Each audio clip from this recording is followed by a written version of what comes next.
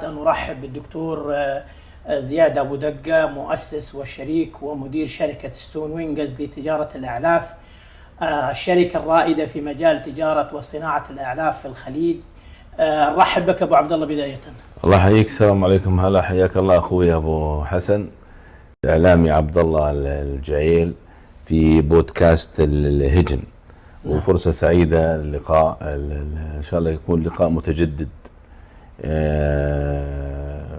وهذا اللقاء يعني أعتبره من اللقاءات إن شاء الله تكون بناءة في المستقبل. نعم.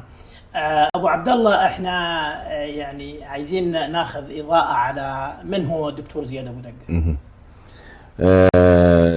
أنا أخوك الدكتور زياد أبو دقة، رجل أعمال ومستثمر. بدأت رحلتي في الإمارات حيث نشأت وتعلمت تربيت فيها. بدأت الابتدائية والإعدادية والثانوية في دولة الإمارات.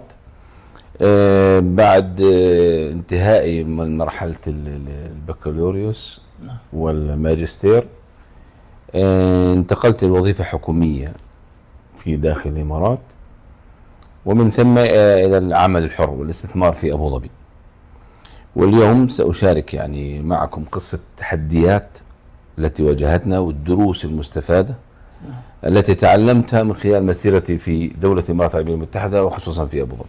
في عام 2008 التقينا في معرض الصيد الفروسية، وقال لك مقولة أنا بتذكرها دائما، تقول لي دائما اللي عايز ينطلق للعالمية يتحرك من أبو ظبي. لماذا أبو ظبي؟ صحيح. أبو ظبي خاصة أعطتنا، تعلمنا من أبو ظبي الانطلاق للعالمية من خلال المعارض المميزة. يعني أتذكر أن معرض الصيد والفروسية كان ملتقى عالمي بشركات ضخمة من أوروبا ومن أمريكا ومن الخليج، وكان معرض الصيد والفروسية تميز فيه كان الوحيد تقريبا وقديم. كان الشيخ زايد رحمه الله داعم لهذا المعرض على المستوى الإقليمي والعالمي. فكانت بدايتنا من هذا المعرض في 2008، ومن خلال هذا المعرض اللي رعته تحت رعاية أبو ظبي، حكومة أبو ظبي، كانت انطلاقتنا للعالمية، سواء للشركات الخليجية أو الشركات العالمية من أوروبا وأمريكا وغيرها. أنت طروحة الدكتوراه عن البيئة والأعلاف، حدثني عنها. كانت رسالة الدكتوراه تحويل المخلفات الزراعية، جزء منها إلى أعلاف وجزء منها إلى أسمدة الذي لا يصلح للأعلاف. فكانت الطابع البيئي فيها، وكنا في الإمارات في 92 في الجهة الحكومية اللي كنت أعمل فيها، أول جهة حكومية كانت تحول المخلفات الزراعية، أشجار وغيرها، باعتبار أن أبو ظبي يوجد فيها كثير من الغابات، إلى مخلفات، إلى أسمدة تستفيد منها التربة البلد، وجزء منها كنا نستفيد منه لتحويل إلى أعلاف مالية. نعم. زياد، حدثني عن الصعوبات وعن الفرصة، لما يعني كيف تستثمر الفرصة كرائد أعمال وكرجل أعمال وكرائد أعمال الآن.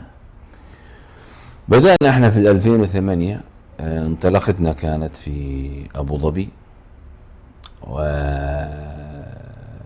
بعدها بدأ استثمارنا في تجارة الأعلاف وصناعة الأعلاف. بدأ مشوارنا في صناعة الأعلاف في ولاية واشنطن بال 2011. تم الاستحواذ على جزء من مصنع للأعلاف، وبدأت رحلة الشركة في هذا شركة ستون وينجز. نعم صحيح. طيب، كانت بدايتها يعني في حاجة، يعني أنت جربت بحاجة بسيطة في البداية، يعني لما التقيت أنا أعتقد بمجموعة رجال أعمال، أنت بدأت بشيء بسيط وحولت لشركة كبيرة لها فروع ولها تعاون على مستوى دولي. بدايتنا كانت تجارة بسيطة.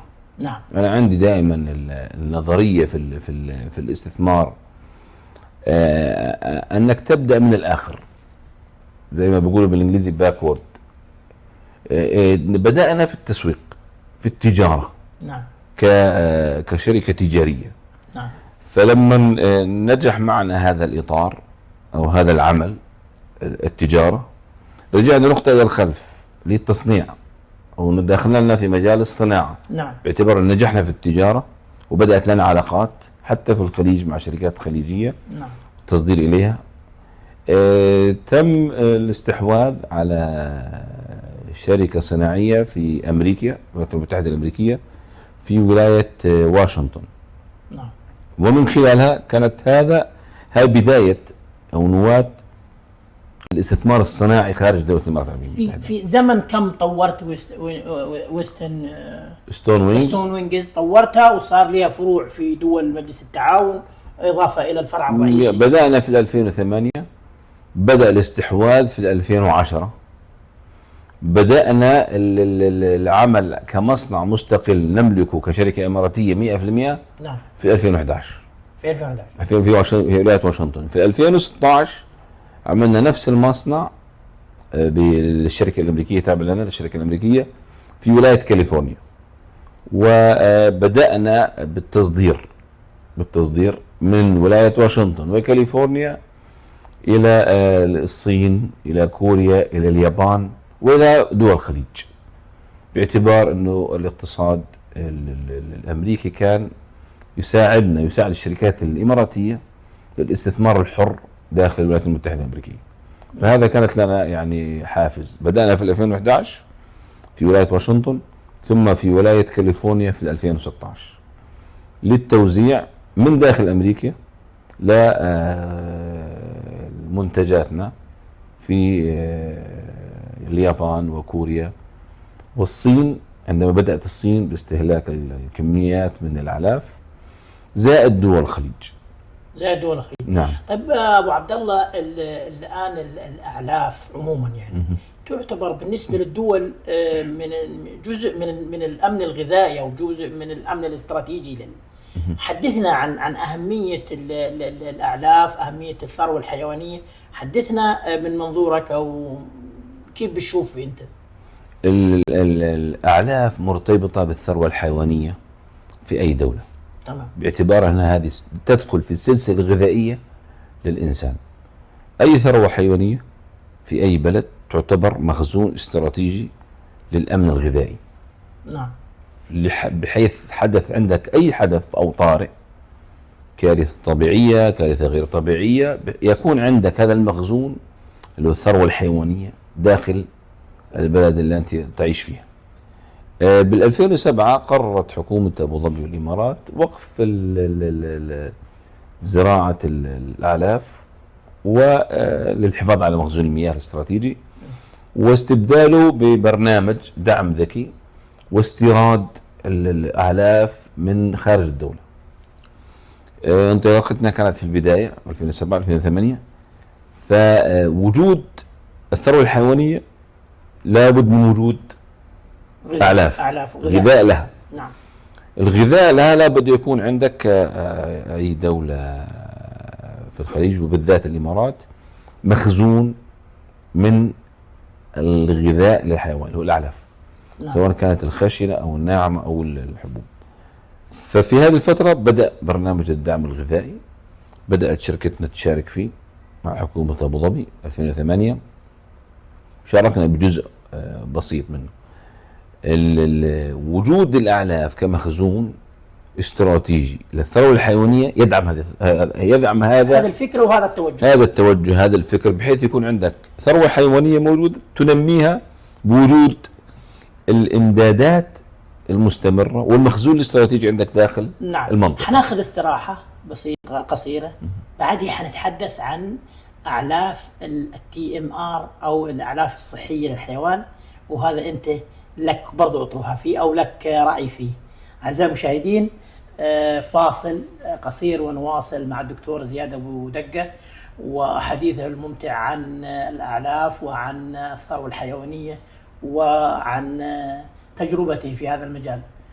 مرحبا بكم مجددا أعزائي المشاهدين، وما زال الحديث مع الدكتور زياد أبو دقة، المؤسس والشريك ومدير شركة ستون وينجز لتجارة الأعلاف. أبو عبد الله، تكلمنا قبل الفاصل عن اعلاف التي ام ار او الاعلاف المضغوطه او التي ام ار، حدثنا عنها. من منطلق سياسة الشركة في السعي للابتكارات والسعي إلى ما آخر ما توصل إلى العلم الحديث في تغذية المشترات. التي ام ار هي عبارة عن عليقة متكاملة، وجبة من الأعلاف المتكاملة تقدم للمشترات. هذا آخر ما توصل عليه له العلم الحديث في تغذية المشترات، بحيث أن المشترات اللي هن الألبان، سواء كانت الأبقار أو الأغنام أو الإبل، جميع المشترات التي تمتلك أكثر من معدة، نعم، تشتر الأكل وتشتر الطعام. تمام. آخر ما توصل إلى العلم الحديث هو الخليط أو الابتكارات، هو الخليط المتكامل من العلف. ما نقصد قصدنا بالخليط المتكامل هي الحشائش، نعم، والحبوب. من وين انطلق أول انطلاقة التي ام ار؟ من وين؟ في مزارع الأبقار العالمية الحديثة. نعم. يعني إذا تكلمنا عن تي ام ار هو أصلا مزارع أبقار، لأنه مزارع أبقار تجارية وتهدف بالدرجة الأولى لإنتاج الحليب أو إنتاج اللحوم، بالذات الحليب. نعم. إنتاج اللحوم لابد من غذاء صحي متكامل للأبقار. الفكرة أخذت من مزارع الأبقار وتم تطبيقها على بقية المشترات في مزارع نظامية وغير نظامية. إيش حتخدم لنا في قطاع الهجن، بما أن احنا بنتكلم وإحنا كبودكاست هجن أو ملاك الهجن؟ كيف راح تساعدهم؟ كيف يعني إيش راح تقدم لهم العليقة المتكاملة تي ام ار؟ صحة الحيوان ترتبط ارتباط وثيق بغذائه. نعم. نفس الإنسان، غذاء صحي، غذاء متوازن، حياة صحية، حياة متوازنة. حتجنب الأمراض، حتجنب الحليب. طبعا احنا عملنا تجارب مع جهة حكومية في الإمارات، جهة بحثية، مركز بحثي.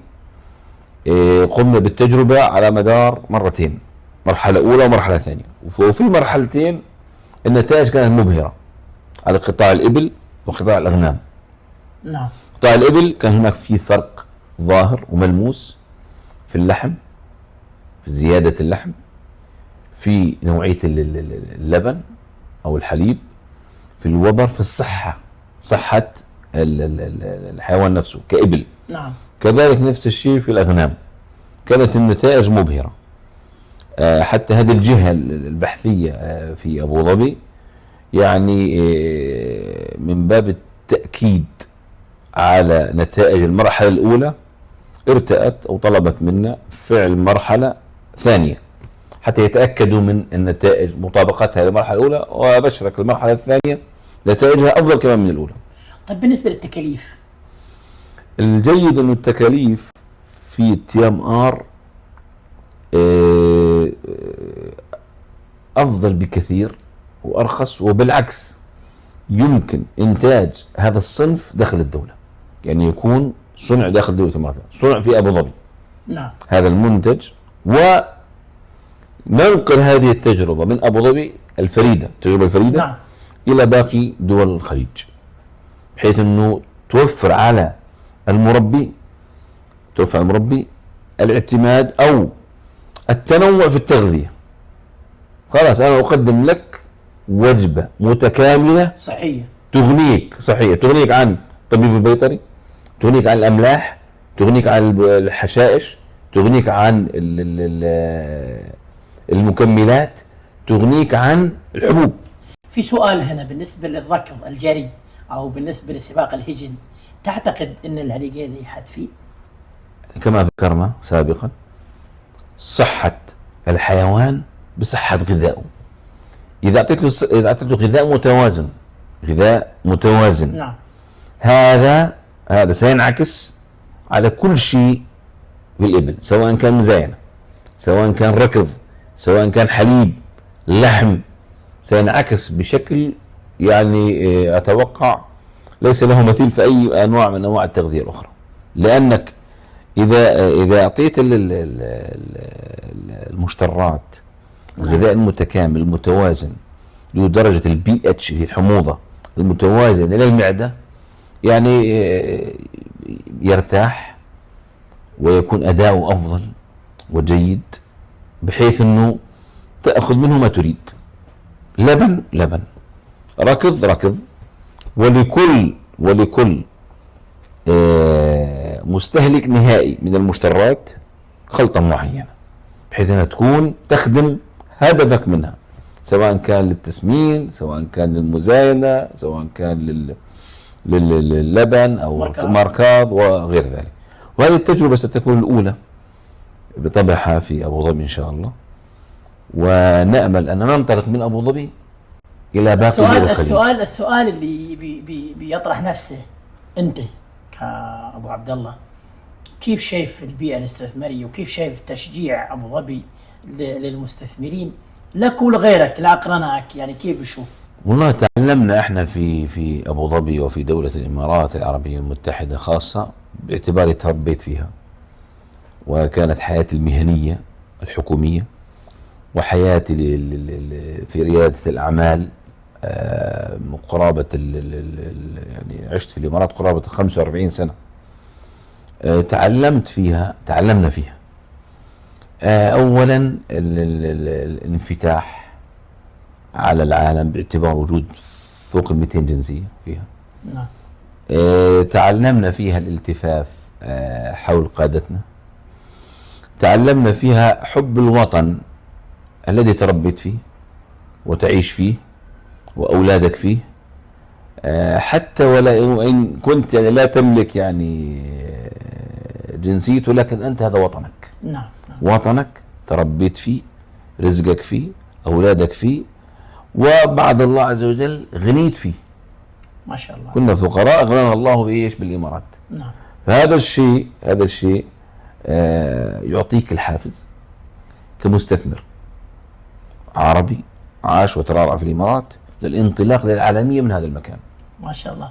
تعطينا نصيحة وتعطي الشباب نصيحة اللي داخلين في مجال ريادة الأعمال أو في الأعمال الخاصة أبو عبد الله. أعتبر أنه دولة الإمارات فرصة، كما يقول الأجانب هب، للانطلاق كما قلت لك للعالمية، باعتبارها دولة حاضنة للمستثمرين، حاضنة للاستثمارات العربية والأجنبية وغيرها، دعم لا مثيل له. ونقول بيئة تشريعية طيبة، تشريعات خاصة بمجال الأعمال يعني تدفق رأس المال وما سهولة حركة، سهولة الاستحواذ، سهولة الانتقال لرؤوس الأموال، سهولة المعارض الموجودة الدولية لا تجدها في أي مكان آخر. يعني المعارض الدولية الموجودة في الإمارات تعتبر منصات تعارف لرجال الأعمال. نعم. على مستوى ضخم جدا، ودولة الإمارات وأبو ظبي ما تقصر في هذا المجال. نعم. وأنا باختصار أقول يعني لأي مستثمر أو لأي إنسان يعني يحتاج إلى بلد يعيش فيه، من دخل دار زايد فهو آمن. أخيرا وليس آخرا، يعني أمنية عند دكتور زياد أبو دقة يحققها أو يتطلع لها. والله نيتنا إن شاء الله أن نزيد في الاستثمار، وأن تكون شركتنا يعني من الشركات الرائدة على مستوى العالم في الصناعة وفي الزراعة وفي التجارة على مستوى العالمي والإقليمي. ونتمنى الخير للجميع ودولة الإمارات، يعني قادة وشعبا ومقيمين. واحنا نشكرك على هذا اللقاء الطيب، ونتمنى لك كل خير، ونلتقيك دائما وانت من نجاح الى اخر. اعزائي المشاهدين، كان هذا لقاء الدكتور زياد ابو دقة، مؤسس وشريك ومدير شركة ستون وينجز لتجارة الأعلاف، الشركة الرائدة في تجارة وصناعة الأعلاف في الخليج. إلى أن نلتقيكم في لقاء آخر، أستودعكم الله الذي لا تضيع ودائعه.